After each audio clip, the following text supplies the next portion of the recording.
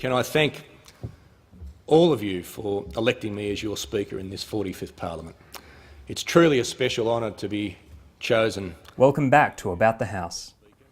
In part one of our interview with Speaker of the House, the Honourable Tony Smith MP, we discussed his elevation to the role and his reflections after over a year in the chair. In the second half of our interview, we discussed one of the largest innovations the Speaker has brought to the House of Representatives, electronic petitions. Petitions, of course, are as old as our Parliament, and members of Parliament have been presented with petitions in their electorate office that have had the names and addresses and the signatures of sometimes 10 or 15 voters from one particular town that care about a critical issue, and then sometimes many thousands from across their electorate, either about a local or a national issue. And the modern technology, of course, means that other people who wouldn't get to sign a petition or might not run into the person who's got the petition on a clipboard are able to participate, and of course those initiating the petition are able to see how much involvement they can get. And we're not replacing the old petitions.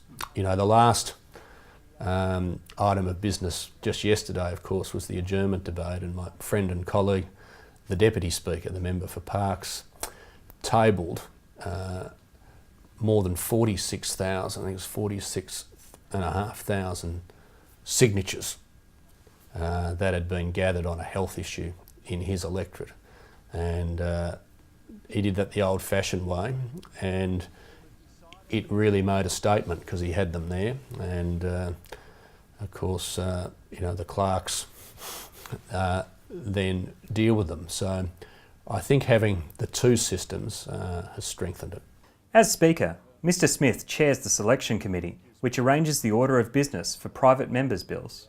Selection Committee is the committee that decides private members' business, private members' motions and private members' bills that are going to be read for a first time. So I meet with the members of that committee, which are the party whips, and members, private members will have submitted motions and private members' bills, and the job of the committee is to allocate which motions and bills will be up for a time slot on Monday in both the House and in the Federation Chamber, and to allocate the number of speaking slots for each of those. And we meet on a Tuesday afternoon at about 5 o'clock.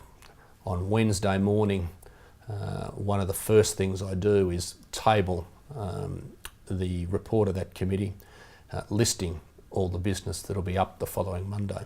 The public see question time and they see the key ministers, and quite rightly they think at one level the government's dominating so much of the Parliament, and of course that is right. There's so much government legislation and debate, but it is good that we have this assigned private members' business, and it's poignant that we start the week with it.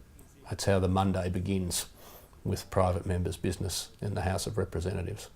Thanks for watching. If you missed it, don't forget to watch part one of our interview with the Speaker, in which we discuss his election and first year in the chair. For more news from About the House, you can now subscribe to our newsletter. Just visit aph.gov.au/ATH newsletter to sign up.